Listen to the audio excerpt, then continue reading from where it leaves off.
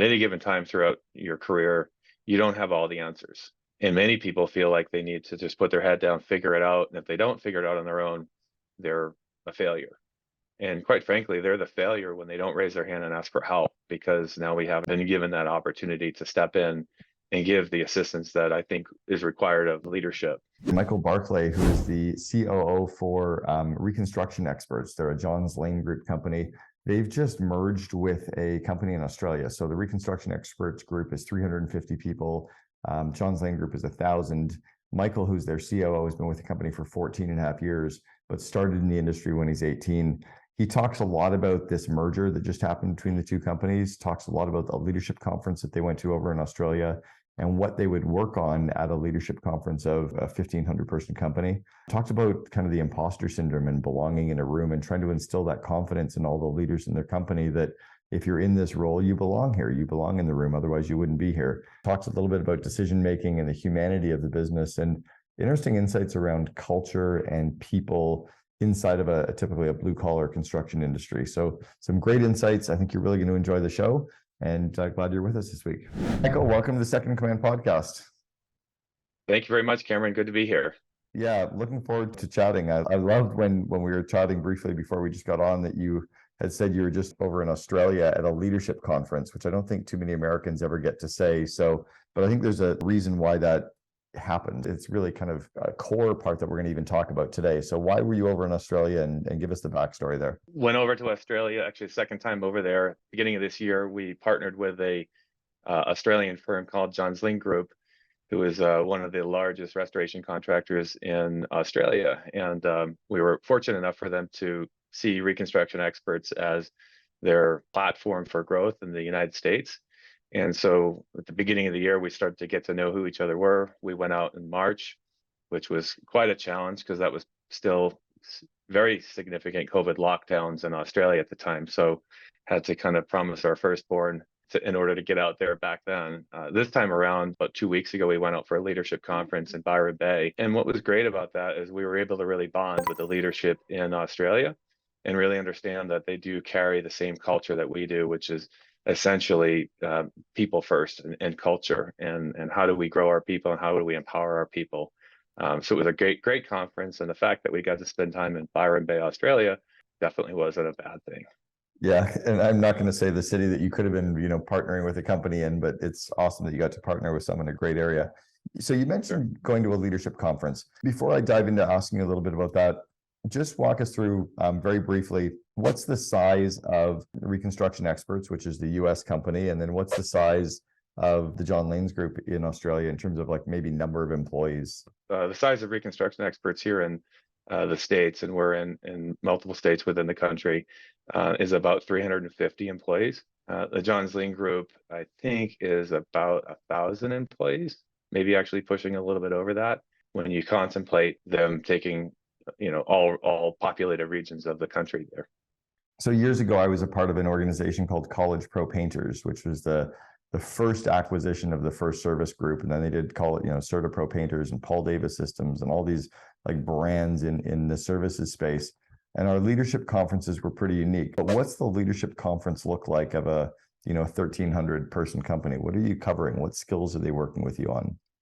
Primarily we spent time on how to work together as a team. So we did kind of a Lego building event and gave our teams opportunities to try and collaborate better and learn and take lessons away from that. So very interesting, large company building Legos, but I think it gets down to the task of how do you work together. A lot of time on just thinking through decision making. So many times, leaders feel like they need to be the ones to make the decision, and it all revolves around them. And where decision making should be collaborative, decision making should have a lot of contemplation. And so we even talk about pre-contemplating and then contemplating and multiple steps before you actually get to execution. And so we talked a lot about that and why that was really, really important. And then just the empowerment of leaders. And many times leaders find themselves unsure if they should be in the room. So there was a very consistent message of like, you belong here. There were people like myself, who was the CEO of RE, Reconstruction Experts, but then there were also folks there, and the JLG mindset is creating a lot of small businesses where they put business partners over top of them, and they drive deep into their marketplace. And some of them are fairly new, and some of them are fairly young in their careers, and so they can find themselves unsure if they belonged in the room. And so we worked hard to make sure that they felt comfortable there. That's a super unique concept that we hold an event called the COO Alliance, and we have a network of COOs from around the world that meet. And I remember at one of the events, one of the guys put his hands up and he said, "I feel like a fraud." And he actually told me at lunch. So I went back into the room and I said to all of the COOs, like, how many of you ever feel like a fraud in your job? And every single person's hand went up. And then Brian, who'd said it to me at lunch, turned and looked around. He started laughing. He goes, "Okay, I'm good now." But I think that there's something that's really beautiful about that you need to give leaders, no matter their age or their skill level, the confidence that, yeah, they do belong in the room. So was it just a discussion that you did that, or was there some vulnerability exercises, or how did they approach that? There was discussion around it, and they have an amazing leader by the name of Kurt Mudd. He actually really had an impact on the industry, both for Johns Lane Group and many other multinational companies as their HR leader. And it's just taking the time to understand who people are. We spent a lot of time on like brand mapping as well, and really opening up these younger leaders to be able to talk about what the brand should look like and what the experience of the brand should look like. And when you're talking to young leaders about those types of things, that it starts to empower them because they're being heard, and many times they have better ideas than we do.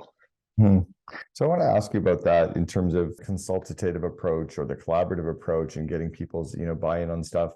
Is it a complete kumbaya group hug where you're trying to get everybody to kind of the big love-in where we all agree and we're all going to get along? Or does sometimes the leader making the call, even after listening to everybody, or is it a balance? It's a balance, and in all reality, I don't believe that the kumbaya is the way to get things done. I don't think we have movement or growth without disagreement. And I think that breaks into kind of the other piece of the business that we look at is a trust-based environment. We talk a lot about the relationship with the COO and the CEO. We have a very trust-based organization here to where disagreement is good. We want to make sure people can collaborate together and people feel empowered to provide their opinion and don't feel like what they might say is wrong. What really matters is when you do get into that collaboration, you have to set the ground rules. I mean, maybe the leader of that group, if it's me or somebody else, will say, "Hey, listen, we're going to spend the next hour collaborating on this. If we can come to a decision as a group, great. We'll go forth and conquer, and we'll be all behind that decision." But if for whatever reason we get to the end and there's not a decision, then there's going to be an executive decision. And it may be me, it may be somebody else within the group, because at the end of the day, we have to move on in a direction. Yeah, I agree. I love that as well. So you talked about the trust-based environment. How do you and the CEO build trust with each other? And this does follow the whole Pat Lencioni's 5 dysfunctions of a team, right? With the fear of conflict and that good, healthy engagement.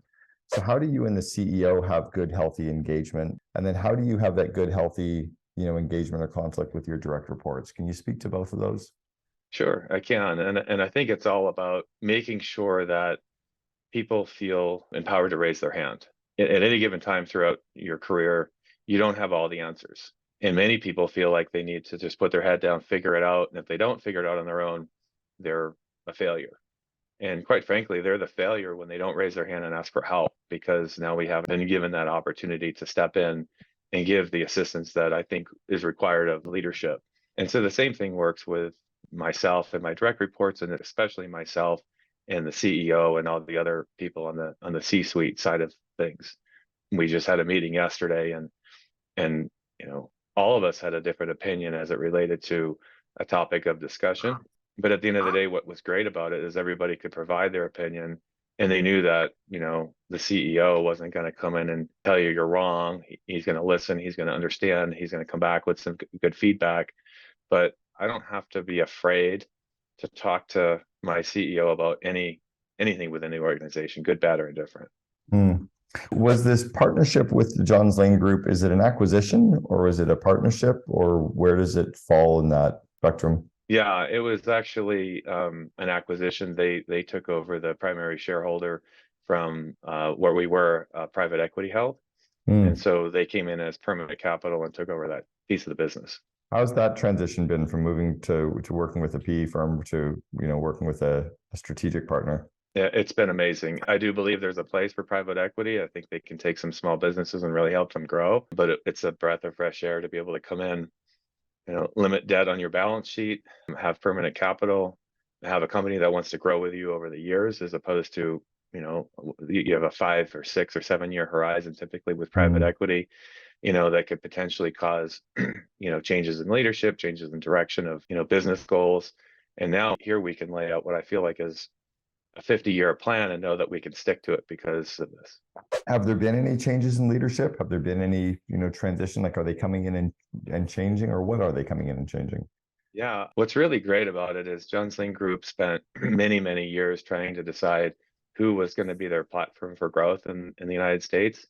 And the leader, the CEO of Johns Lyng Group, Scott Didier, he's got his CFO and a bunch of other people chasing after him of going, hey, this is a great company, look at their balance sheet. Hey, this is a great company, look at their EBITDA number. Hey, we should get on board with these guys. And he's like, I don't care about any of that until I meet the people. And they spent 3 or 4 years looking for a group that had the right people. And so when you Wow. ask, like, did they change anything? No, they were insistent on the fact that the leadership group that's here, which is our CEO, our CFO, our chief sales officer, were going to stick. And if we weren't going to stick, because they needed to know that we were going to carry on what they bought. And we were wondering, it was interesting, we thought we had a deal, right? And we were going through this process and like, we want to close in October. And they're like, no, they were slow rolling it. We couldn't understand why, and the reason why is they couldn't come over from Australia during COVID in a way so they can meet us face to face. And so Wow. finally they were able to pull it off. They came out. I spent a week touring with their COO, and then the CEO came out and spent another week touring. And the questions that he asked our teams weren't about numbers. They were like, tell me about who you are. Tell me about your family. What do you like to do? Are you into sports? What drives you? What motivates you? And one of the biggest changes I think that has come from, and not that we didn't already do this, but a big change that's come from the Johns Lyng group coming in is in our hiring world and in hiring mindset over skill set.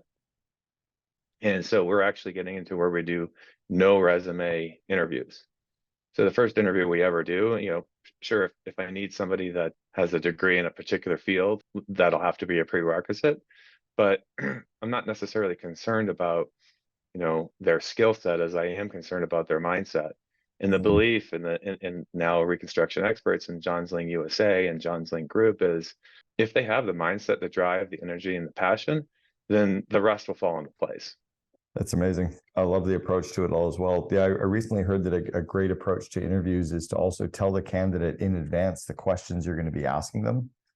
And then just say, like, this isn't a stress testing meeting. This is just a conversation. So I'm going to ask you these questions. Let's talk about them. It really humanizes the whole thing, right? So what about the systems and brand changing? Are they going to do anything related to changing the brand or changing the systems that are being used? What's happening there? Systems, not so much. We have to try and pull together our ERP and our accounting systems and make all that work. But that's, I think, pretty typical with any acquisition and or a merger. We got to pull the books together. But by far, they want Reconstruction experts to run the business that they've always ran. The difference is they also want to include all of the other brands that they offer in Australia. And so Hmm. Reconstruction Experts is a large scale reconstruction general contractor. Our business is, anywhere from, $50,000 to $15 million projects and up. And we're able to achieve a lot of market dominance through focusing on everything from the $1,000 drywall job through the $50,000 restoration work. So a lot of insurance type business. So Hmm. there's several different brands that RE will become one of those brands. And RE is now part of the Johns Lyng USA Uh, brand package. okay. So it is kind of like the first service group of companies where you're a part of something. So they're not going to rebrand your business. You're just now a part of the Johns Lyng group. And then your business will have some other services that you can cross sell or, all right. You mentioned empowering people to raise their hand. I want to go back to that because how do you do that? How do you get people to feel confident to be able to do it when they're in a room of people that are overpowering them? It's a really interesting question, and it doesn't happen overnight. It takes time. And so, for instance, when I came into this role as COO, prior to that, I was a VP within the Colorado region. There were people in California and Texas and some people in the organization within Colorado and Florida that they didn't really know me well enough, at least as a leader. And so it really took setting down and taking time with them. If we're going to Mm. go through the P&L of the business, or we're going to go through some certain metrics as it relates to performance measurements, not just sitting down and going like, here's your numbers. What do you have to say about that? It's sitting down and actually opening up the numbers, understanding where they came from, how they were able to, do good, or where they may have challenges, and then starting to slowly learn that I'm there to help. One of the things that if you talk to any of my direct reports that I consistently tell them is, I work for you, you don't work for me. And my success is your success. And so that they feel that way and they truly believe that their success is of utmost importance to me, because at the end of the day, that's how I become successful, then they know that they can raise their hand. And I think that's the driving force from the direct reports that I have to the folks that they actually lead as well. Right. And you've been at Reconstruction Experts for almost 15 years. Did you rise up in the organization, or have you always been in this very senior role and the company just kind of built around you? And I actually rose up through the organization. When I joined the company 15 years ago, we were about a $30 million a year company. We had just started, branching off into a few over the different regions, such as California and Texas. And I was running projects. And I think having the opportunity to come in and of course, one of the best things you can do to get ahead in the company is fix something that's broken. And so I had a project that was broken and I fixed it. And you get the attention of the leaders, and the next thing like, hey, they can fix things, and so as long as you can do that, and really the way I fixed it, and I keep going back to this, I fixed it through building relationships. I built relationships with the client, I built relationships with the engineers, I built relationships with my team. And once again, it goes back to trust. If people are trusting that you're trying to fix something and make something go well, they're going to allow you to do that. Or if they don't trust you, they're going to push back on you consistently. Are you cognizant on how you build relationships, or has it just become kind of second nature to you after all these years? Can you tell us specific things that you do to build the relationships? Yeah, that's a really interesting, and I owe certain levels of my relationship building to our chief sales officer, Allie. When I first started with the organization here, I knew that I had to build relationships. I started my own business when I was 18 years old in restoration, and you can't be 18 if you don't know how to build relationships. But I was always prideful of like, I'm just going to do it really well, and that's what they're going to like about me, because I'm going to do it really well. And I had this engineer on that project, and she had known him for a while, and she knew that he was an influencer in the industry. And she's like, you got to buy him some Jamba Juice, and you got to bring him some coffee every once in a while. I'm like, no, I'm not going to do that. I'm like, I'm just going to do this really well, and he'll like it for that. And it turned into, no, get a personal connection there, understand who that person is, so that when you do have an issue, you do ask for that next line of business, they're going to be more apt to give it to you, or at least give the inside track of what's going on. And it seems so common sense, but it struck me 15 years ago as such an important factor that I continually push that. And let's face it, that's a sales, I think, trait, to Mhm. be able to build those relationships. But at the end of the day, we may be this big, great general contractor, but we're a sales company that are working on homes and buildings. You just touched on something that I've said for a while, that I think every great salesperson is amazing at customer service. Right. They have to be, right? But not every great customer service person can sell. There's a complete disconnect there. And yeah, the only way you're going to do that is by staying connected with the people. So it's clearly worked well for you. So talk about the people first culture. What does that mean, and how do you instill that, and how do you live that? And because I know there's a lot there. Yeah, there really is. And like, it's not like you have a book that says, here's what to do and how to treat your people well. It comes from the heart. And so if you look at our business and you just look at our core values are, we are driven to be the best. We do the right thing. We work together and we enjoy the journey. So it starts right there at our core values. It's we. It starts out, everything is we. Mm. And if everybody feels like we are a we, then they don't feel like they're an island anywhere. So we live and breathe those core values. And then the other piece is just like I said before, our statement, our slogan of love your place again. Who says that? What contractor says love your place again? Not many. And so it starts there, and then it goes into just your daily interactions. And so I could be walking down the hallway, there's not hierarchy that anybody feels here, like, oh, there goes the COO, I can't say hi to him. If anything, it's quite the opposite. Open door policy. People can come in and, voice their concerns or their questions. They don't necessarily feel like there would be any retribution even through the ranks. I had an individual come into my office the other day. It's like, hey, do you have time for lunch on Friday? He's an estimator within one of our divisions. I'm like, probably not lunch, but let's find some time to sit down because I want to hear him out. I want to understand like what he wants to communicate about. And I think the organization is set up that way to continually have that, what you want to call open door policy and that supportive mindset. And so, as I said earlier, my success is your success. And so how do we continue to drive that through the organization? The open door policy where people can come to you is really critical. The other layer is the skip level meetings. Do you run skip level meetings? And if you do, can you talk us through those? We actually don't run skip level meetings, and it's not because it's a bad idea. I just don't think we've contemplated that, and there's probably some benefit there. What I do is I have a regular one-on-one session with my direct reports on a regular basis, and they then take the valuable information that we may garner out of that, or I may take the valuable information that I hear from them and present, I think, I don't want to call it policy changes, but present opportunities for change based upon the information that they've given. And then they can get that back to the next level. I've contemplated the skip level, and I think it may just happen organically. We just don't do it specifically. As a kind of specific tool, it makes sense. You talked about the core values, and I'm curious what you do to kind of live the core values internally. How do you reinforce them? Are there some systems around that? So a lot of it is really celebrating them. And so if you have a situation to, one of the core values is doing the right thing, and somebody made a decision, for our client to do the right thing, it doesn't go unnoticed. And so say, for instance, we did have a situation where a homeowner had a medical condition on a project, and the project manager went down there and went above and beyond to resolve the situation and get them first care response. And while that's a great thing, and he probably felt good about it, and the team was wonderful about it, the whole company knew about it. The whole company was able to understand, like, hey, what did this guy do to do the right thing or go above and beyond? And so you can't just have core values and not celebrate when people are actually embracing them and running with them. Talk about your growth as a leader. I mean, you've been with the organization for, again, almost 15 years.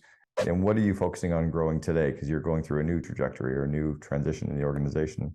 So as I grew, I went from a project manager to running a branch to running the state. And at every level, you start to pull away from, the core of what we do, right? So first I'm on the project, that's where the rubber meets the road with the client, in the office and working closely with the folks that are on the project. Now at the position I'm at is you're at 30,000 feet above the work that we're putting in place, and you can't do it all, right? And so I think at every step of the way, leaders have a tendency to want to be able to do it all, and I have all the answers. I know how it gets done. And it's finding that opportunity to know when you can, one, trust your people, and I'll let them make mistakes. If they're not given the opportunity to make the mistakes, they'll never learn the way that you did. And so every time you take a step in a leadership role where you're farther up in an organization, you're that much more removed from the client.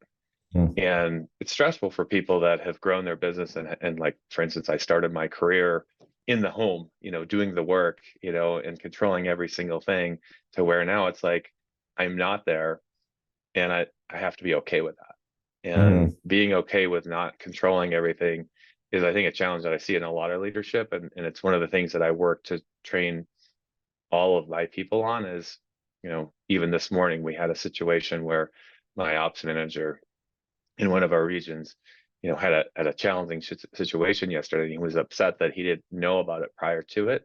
I said, that's okay. It's okay, because at some point in time, you can't know everything. And you have to now just go back and say, okay, how could we have avoided this? What systems and processes maybe do we have to put in place? But you can't control it, and you can't be upset that you didn't know about it prior to it happening. And so it's the same thing that I learn every day. And as I grew up in the organization, because I started in this industry when I was 17 years old. And so I won't say how many years I've been in it, but it's been quite a while.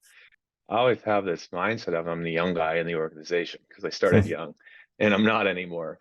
And I have to continually prove myself. And it's not proving myself anymore. It's proving my organization. and it's not about me, it's about the product of the organization and the people.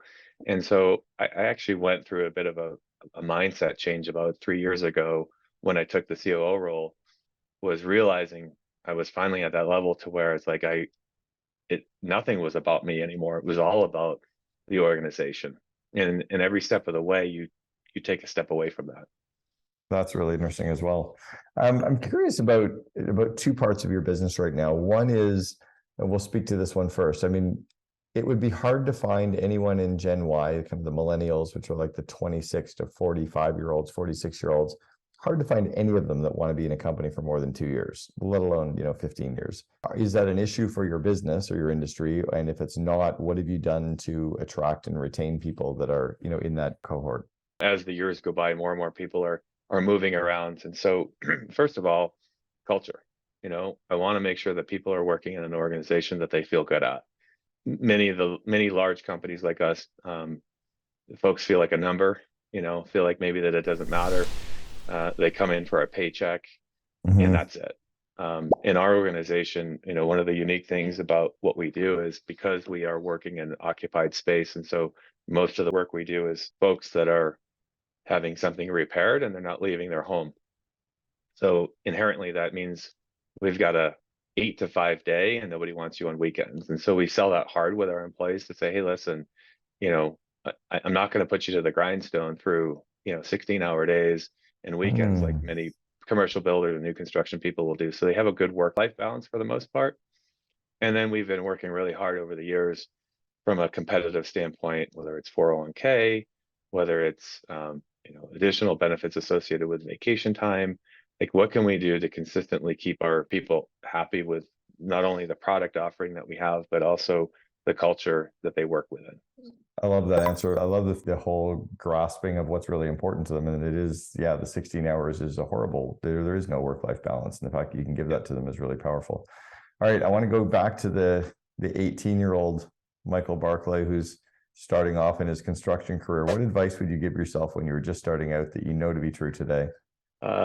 Always believe in yourself. I think the times in my career where I've maybe taken a step back, and while I feel like I've always been on a pretty good trajectory, it's always when I've second guessed myself and didn't believe in myself.